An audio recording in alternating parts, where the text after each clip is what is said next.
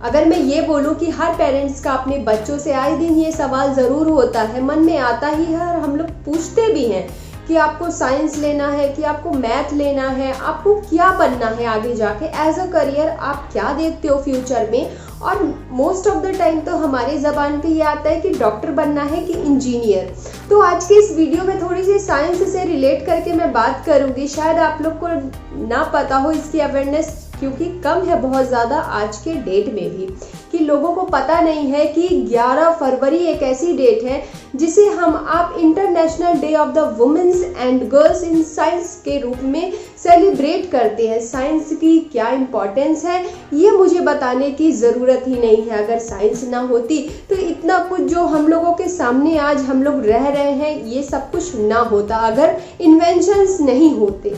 Science actually है क्या? अगर हम अपने बच्चों से पूछे एक सीधा सा सवाल तो मुझे लगता है आधे से ज़्यादा बच्चे गोल गोल घुमा के आंसर देंगे। और एग्जैक्टली साइंस है क्या? शायद हम लोगों ने बच्चों से ये जो हम पूछते रहते हैं डॉक्टर बनना है, इंजीनियर बनना है, उन्हें गाइड करते कि साइंस क्या है, साइंस की इम्पोर्टेंस क्या है, इन चीज़ों पे हमें बात करनी चाहिए। और स्पेशली ये जो डेट है ये मैं बता दूँ कि इसको सेलिब्रेट करने के लिए संयुक्त राष्ट्र संघ ने 11 फरवरी का दिन चुना और इसकी जो घोषणा है, इसकी घोषणा 22 दिसंबर 2015 को ही कर दी गई थी, जिसका मेन उद्देश्य बहुत कम शब्दों में मैं आपको बता दूं, जिसका उद्देश्य है ज़्यादा से ज़्यादा ग्रामीण क्षेत्रों और बाकी क्षेत्रों में भी हर जगह ग्लोबली इस बात की अवेयरनेस बढ़ाना कि वुमेन्स को भी आगे बढ़ के साइंस में अपना कदम रखना चाहिए, साइंस लेके आगे जाना चाहिए, पढ़ना चाहिए। स्पेशली ये सेलिब्रेशन वुमेन्स एंड गर्ल्स के लिए है। इस चीज़ की जागरूकता जगह जगह फैलाना कि साइंस पढ़ना भी बहुत ज़रूरी है और एज अ पेरेंट हम लोग को उन्हें सपोर्ट करना चाहिए। वो इसलिए क्योंकि आज के डेट में भी अगर गांव की तरफ नज़र घुमा के देखें तो अगर लड़कियां पढ़ने में अच्छी हैं, उन्हें साइंस पसंद है, उन्हें बायो अच्छा लगता है, केमिस्ट्री अच्छी लगती है, लेकिन कहीं ना कहीं या तो समाज का दायरा ऐसा बना है कि वो बाहर पढ़ने नहीं जा सकती, या फाइनेंशियली उतने पैसे नहीं होते कि हम उस पढ़ाई के लिए, क्योंकि साइंस के अगर कैटेगरी की अगर हम लोग बात करें, साइंस की बात हो रही है तो टेक्नोलॉजी वर्ड भी मुझे यूज़ करना पड़ेगा, इंजीनियरिंग वर्ड भी यूज़ करना पड़ेगा। तो जहाँ साइंस की बात आती है तो वहाँ तो पैसे तो लगने ही हैं।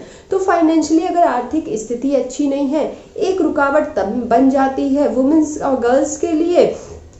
और एक रुकावट होती है स्पेशली कि फैमिलीज को ये लगता है कि 20 के बाद या 25 के बाद अब ये उम्र हो चुकी है, लड़कियों की शादी कर देनी है, या करियर का जो वुमेन्स और गर्ल्स का जो ग्राफ बना हुआ है साइंस के फील्ड में, उसको लेके वो आगे नहीं बढ़ सकती हैं। अगर कुछ सर्वे किया गया है, इसके लिए जो 1 साल पहले का जो सर्वे किया गया है उसमें क्या निकला है वो मैं आपको बता दूं।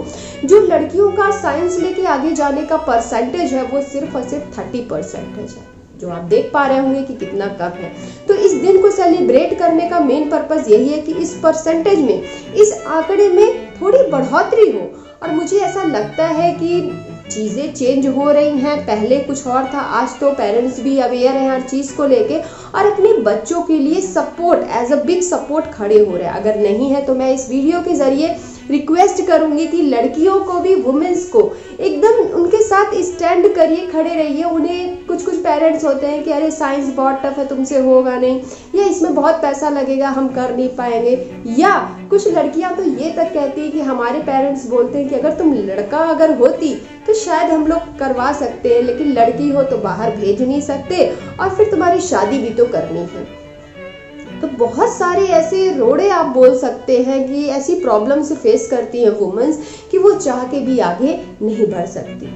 साइंस, ये चीज़ मैं ज़रूर बोलूँगी कि हर बच्चों को इस बात का पता होना चाहिए कि साइंस एक्चुअली है क्या। अगर हम बच्चे पढ़ तो रहे इंग्लिश मीडियम में, ICSE बोर्ड, CBSE बोर्ड और बहुत सारी ऐसी चीज़ें हैं, लेकिन अगर नॉलेज की हम लोग बात करें तो ये जो भागम भाग लगी हुई है कि 90% आना चाहिए, फर्स्ट रैंक आना चाहिए, उस भीड़ में हम लोग ये भूल जाते हैं कि हमारे बच्चे नॉलेज के नाम पे क्या गेन कर रहे हैं। कहने को तो बायो पढ़ रहे हैं, केमिस्ट्री पढ़ रहे हैं, लेकिन सिर्फ एक साइंस जैसा छोटा सा शब्द पूछ दिया जाए तो मैं बिल्कुल क्लियरली बता सकती हूँ कि बहुत से बच्चे गोल गोल घुमा के बात करेंगे और आंसर एग्जैक्ट नहीं दे पाएंगे। तो मैं चाहती हूँ कि एज अ पेरेंट्स आप बच्चों के साथ बैठिए, उन्हें साइंस की इम्पोर्टेंस बताइए और वुमेन्स गर्ल्स को सपोर्ट करिए, क्योंकि आज साइंस की बहुत ज़रूरत है, इन्वेंशंस और होने की बहुत ज़रूरत है, और लैब्स और बहुत सारी चीज़ ऐसी होनी चाहिए जिसकी बहुत सारी कमियां हैं हमारे भारत में, जिससे साइंस और आगे जा सकती है और लड़कियां बहुत कुछ करके इस फील्ड में दिखा सकती हैं। इस चीज़ का एहसास लड़कियों को कराना है, और चाहे पैसे की कमी हो चाहे कुछ भी हो, जिस तरह हम हर चीज़ अरेंज करके लड़कों को सपोर्ट करते हैं, लड़कियों को भी करना है। ये मैंने हर वीडियो में, मोस्ट ऑफ द वीडियोस मेरे इसी पे बने हैं जो मैंने कहा है। साइंस एक्चुअली है क्या, बच्चों को पता होना चाहिए कि साइंस ज़्यादा कुछ नहीं, हम 2 शब्द में ही साइंस को डिफाइन कर सकते हैं, कितनी सारी डिफिनेशंस है उसकी, लेकिन साइंस सिर्फ और सिर्फ बच्चों को ज़रूर बताइए जो डे बाय डे हम लोग इन्वेंट करते हैं, इन्वेंशन करते हैं, ऑब्जर्वेशन करते हैं, एक्सपेरिमेंट करते हैं, उसी का नाम साइंस है। और उसकी इम्पॉर्टेंस क्या है आज के टाइम में, वो शायद 2020 बीतने के बाद तो मुझे नहीं लगता बताने की ज़रूरत है कि 2020 की क्या वैल्यू है। तो इस वीडियो के जरिए मैं जरूर आप लोग को, पेरेंट्स को बोलूंगी कि अब टाइम आ गया है कि लड़कियों को सपोर्ट करिए। तब के टाइम की अगर मैं बात करूं, स्पेशली बच्चों को स्टोरी बताइए। जैसे हम लोग पूछते हैं कि आपको डॉक्टर बनना है, इंजीनियर बनना है, तो हम उन्हें थोड़ी स्टोरीज भी पहले के लोगों की बताएं, जिससे वो कुछ मोटिवेशन, कुछ उन्हें इंस्पायर हो, कुछ उन्हें पता चले, उनको वैल्यू पता हो कि क्या है एक्चुअली साइंस। यहाँ पे इस वीडियो के जरिए आप लोग का ज़्यादा समय ना लेते हुए मैं 2 स्टोरी बहुत स्ट्रॉन्ग लेके आई हूँ जो आप लोग को बहुत पसंद होगी, और हो सकता है आपने सुना भी हो। जो साइंटिस्ट लोग हैं वो तो बहुत हैं, वुमेन्स ने बहुत नाम कमाया है, जिसमें सबसे अगर मैं नाम लूँ बिल्कुल न्यू में, तो आप लोग को कल्पना चावला को तो कोई नहीं भूला होगा। लेकिन यहाँ पे बहुत सी स्टोरी देखने के बाद सिर्फ और सिर्फ 2 स्टोरी जिनसे मैं बहुत इंस्पायर हुई, मुझे बहुत अच्छा लगा कि बच्चों को ये ज़रूर पता होना चाहिए, ज़रूर उन्हें सुनाइए। आशा करती हूँ कि सुनने के बाद ज़रूर बच्चों का भी मन करेगा, बच्चे जागरूक होंगे, क्यूरियस होंगे जानने के कि हाँ, जानना बहुत ज़रूरी है, और शायद उन्हें साइंस लेके आगे बढ़ना चाहिए, खासकर लड़कियों को, क्योंकि जो आंकड़ा मैंने बताया वो बढ़ना जरूर चाहिए। वो 30% से 50, 50 से 70 और 70 से 80 के रेंज में बिल्कुल जाना चाहिए, और एक दिन 100 भी क्रॉस कर ही जाएगा अगर अवेयरनेस और सपोर्ट और सही मेंटर्स का भी इम्पोर्टेंस होता है हमारी आपकी लाइफ में। क्योंकि कभी कभी क्या होता है कि सही गाइडेंस ना मिलने के चलते हमारी लाइफ डिसबैलेंस हो जाती है, हमारी एजुकेशन डिसबैलेंस हो जाती है, हम सही करियर का चुनाव नहीं कर पाते सही समय पे कि हमें क्या पढ़ना है, क्या लेके आगे जाना है इन फ्यूचर। तो यहाँ पे मैं सबसे पहले स्टोरी बताना चाहूंगी आप लोगों को। यहाँ पे 2 लोगों की स्टोरी मैं लेके आई हूँ। The one is Marie Curie के बारे में आप लोगों ने सुना होगा, जो साइंटिस्ट थी और एक ऐसी पहली महिला बनी जिन्हें नोबेल पुरस्कार मिला। किस क्षेत्र में? साइंस के बहुत सारे भाग हैं जो आप लोग भी जानते हैं, बायो, केमिस्ट्री, फिजिक्स। इनकी जो रुचि थी वो फिजिक्स में और केमिस्ट्री में बहुत ज़्यादा थी। तो पोलेनियम और रेडियम जैसे एलिमेंट्स की खोज इन्होंने की। हालांकि उनका जो सफ़र रहा बहुत इजी नहीं था, कहा जाता है उनकी आर्थिक स्थिति बहुत अच्छी नहीं थी, लेकिन उनकी जो उनकी बहन थी, सिस्टर थी, शादी के बाद उनका फाइनेंशियली थोड़ा आर्थिक स्थिति अच्छी होने के कारण उन्होंने मैरी क्यूरी को बहुत सपोर्ट किया, जिससे वो पेरिस जाके भी उन्होंने अपनी ये साइंस की पढ़ाई को कंटिन्यू किया, आगे बढ़ाया काफ़ी स्ट्रगल करने के बाद। ऐसा भी कहा जाता है कि काफ़ी फ्रांस की एक एकेडमी थी साइंस की, जहाँ से उन्हें रिजेक्शन मिलता है, रिजेक्ट कर दिया जाता है उन्हें ये बोल के कि वो फीमेल है। अगर वो मेल होती, वो पुरुष होती, तो ज़रूर उनको मिल जाता, मेंबरशिप वहाँ की मिल जाती उस एकेडमी की, लेकिन सिर्फ और सिर्फ वो फीमेल है। देखिए, बायस लोग हो जाते हैं, वो आज भी हो जाते हैं। जो इनइक्वालिटी की बात होती है, हर बार मेरे कितने वीडियोस बने हुए हैं, तो वो प्लीज़ अब बस करिए, ये चीज़ें वुमेन्स को फेस ना करनी हो कि सिर्फ उन्हें इसलिए रिजेक्शन मिलता है कि वो फीमेल है। क्योंकि आज लड़कियों ने हर जगह साबित कर दिया है आखिरकार कि वो बहुत कुछ कर सकती हैं। जैसा कि मैंने कल्पना चावला का नाम लिया, मैरी क्यूरी हमारे लिए एक बहुत बड़ी रोल मॉडल रही हैं। काफ़ी कुछ फेस करने के बाद भी, थोड़ा सा हस्बैंड का सपोर्ट मिलने के बाद भी उन्होंने बहुत कुछ आगे किया, और आज वो हमारे बीच नहीं है, लेकिन फिर भी हम उन्हें जानते हैं। अगर साइंटिस्ट में सबसे पहले अगर नाम नोबेल प्राइज़ की बात आएगी तो मैरी क्यूरी का नाम सबसे पहले बच्चों के ज़बान पे होना ही चाहिए। ज़रूर उनको इस बात से अवेयर करवाइए। क्योंकि रेडियम और पोलोनियम जैसे जो उन्होंने खोज की उसकी क्या इंपॉर्टेंस है वो आप लोग भी जानते हैं। दूसरा मैं नाम लूँगी, यहाँ पे बहुत अच्छी स्टोरी है जो मुझे बहुत प्रभावित करती है, आनंदीबाई जोशी की। इनकी स्टोरी बहुत सुन के थोड़ा सा मन दुखी हो जाता है। आनंदीबाई की अगर मैं बात करूं, सिर्फ और सिर्फ जैसा कि हम लोग जानते हैं कि पहले के समय में छोटे ही उम्र में बाल विवाह, कम उम्र में बच्चों की शादी कर दी जाती थी। तो आनंदीबाई जोशी जब सिर्फ और सिर्फ 9 वर्ष की थी तो उनका विवाह कर दिया गया, और वो भी किससे? गोपाल राव से, जो उनसे उम्र से 20 साल बड़े थे। इसके बाद 14 वर्ष की यानी कि 14 की एज में वो माँ बन गई, और जो उनका बच्चा हुआ वो सिर्फ और सिर्फ 10 दिन ही जीवित रह पाया। उसके बाद उनकी डेथ हो गई, वो सिर्फ इसलिए क्योंकि ना सही समय पे सही लोग मिले, ना सही इलाज हो पाया उस बच्चे का। तो इस चीज़ को लोग टूट जाते हैं। और एक माँ जब बच्चे को सिर्फ हल्का सा बुखार आता है तो हम एज अ मदर, क्योंकि मैं ये फील कर सकती हूँ बहुत आराम से कि बच्चे को अगर कुछ होता है तो माँ को कैसा लगता है वो शब्दों में बताने की ज़रूरत नहीं है। तो वहाँ तो 10 दिन का बच्चा उन्होंने खोया था, तो आप सोच सकते हो कि वो कितना टूट गई होंगी या लाइफ में डिमोटिवेट भी हो सकती थी। लेकिन उसी क्षण आनंदीबाई ने तुरंत अपना निश्चय किया कि मुझे आगे चल के आफ्टर मैरिज और ये सब होने के बाद उनका जो जन्म है, ये मैं बात कब की कर रही हूँ, उनकी जो जन्म तिथि है वो 1865 सन में उनका जन्म हुआ। और ये तब की मैं आपको बात बता रही हूँ कि आप कुछ साल पीछे जाके उस दौर में देखिए कि कितना उन्होंने स्ट्रगल किया। जब उन्होंने डॉक्टर बनने की बात बोली तो जो समाज है, समाज तो आज भी वैसा बना है, ना आगे बढ़ना है ना किसी को बढ़ने देना है। ये माइंड सेट आज भी है मेंटेलिटी लोगों की, ये आप भी जानते हैं। ये बहुत कड़वा सच है, आपको लग रहा होगा मैं क्या बोल रही हूँ, बट ये कड़वा सच है कि ना आगे बढ़ना है ना आगे किसी को बढ़ने देना है। ये आज भी लोगों की सोच है। बहुत कम ऐसे मिलेंगे जो आपको एज अ बिग सपोर्टर आपको लेके आगे बढ़ेंगे और आपको सपोर्ट करेंगे। कंप्लेन करने वालों की लोग बहुत ज़्यादा, निगेटिव बोलने वालों की संख्या बहुत ज़्यादा है, लेकिन पॉजिटिविटी के साथ आगे बढ़ने की संख्या आज भी बहुत कम है।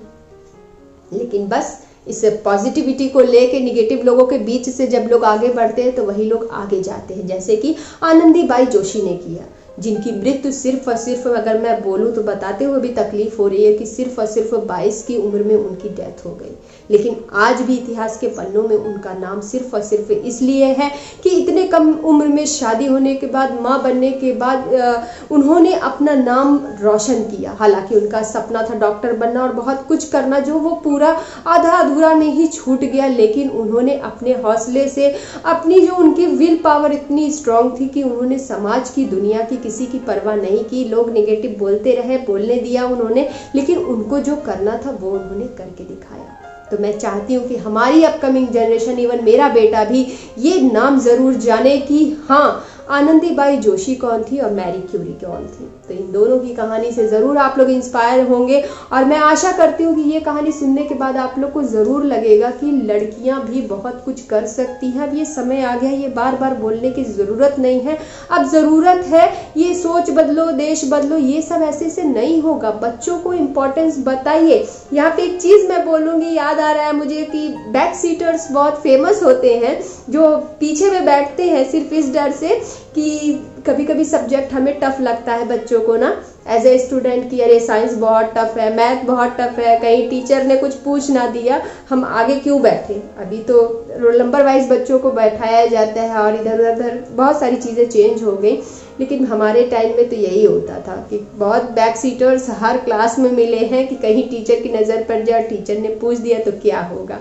तो मैं चाहती हूँ कि पेरेंट्स थोड़ा जागरूक हो, और क्योंकि ये दिन वुमेन्स और गर्ल के लिए है, इसका मेन मोटिव है कि विज्ञान के क्षेत्र में हम लड़कियों को, जिन लड़कियों ने अचीवमेंट पाया है उन्हें याद करने का, जैसे कि मैरी क्यूरी, उन्हें एक बिग सैल्यूट देने का, जैसे कि कल्पना चावला, उनका मान सम्मान उन्हें याद करने का, जैसे कि आनंदीबाई जोशी। इन रोल मॉडल्स को अपने बच्चों के सामने आप लड़कियों को दिखाइए कि कुछ भी टफ नहीं है, कुछ भी इम्पॉसिबल नहीं है।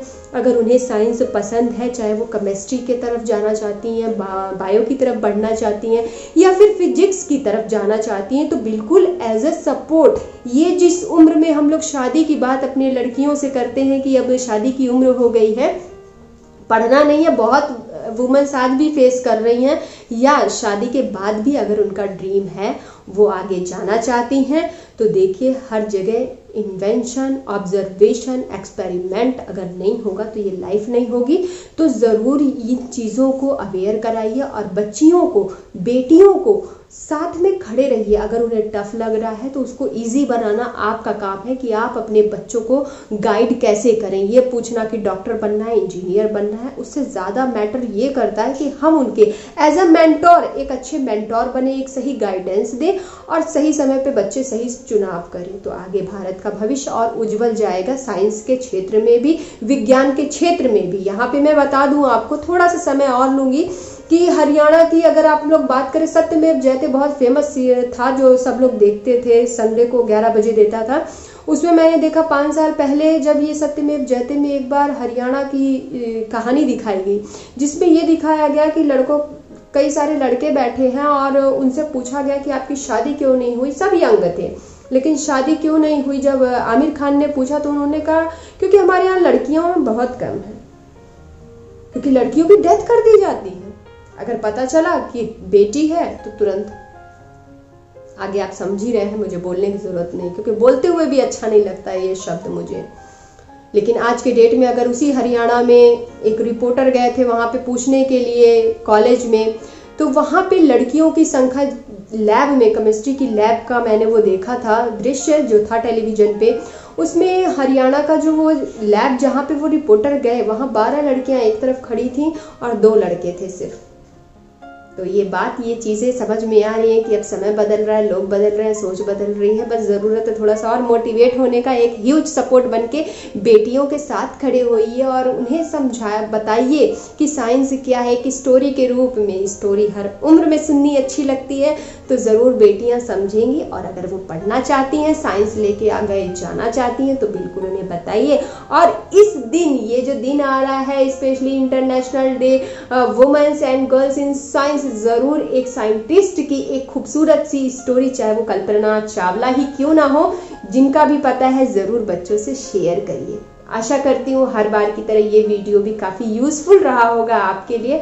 आगे भी वीडियोस आते रहेंगे आप लोगों को। अगर पसंद आया तो प्लीज़ लाइक करिए और वीडियो को ज़्यादा से ज़्यादा शेयर करिए, ताकि इसकी अवेयरनेस बढ़े और साइंस की वैल्यू और इम्पोर्टेंस को लोग समझे। और ये जो 30% का आंकड़ा है, आगे जाके आज नहीं कल 100 में ज़रूर चेंज हो जाएगा। इस आशा और इस उम्मीद के साथ वीडियो का एंड करती हूँ। Thank you so much.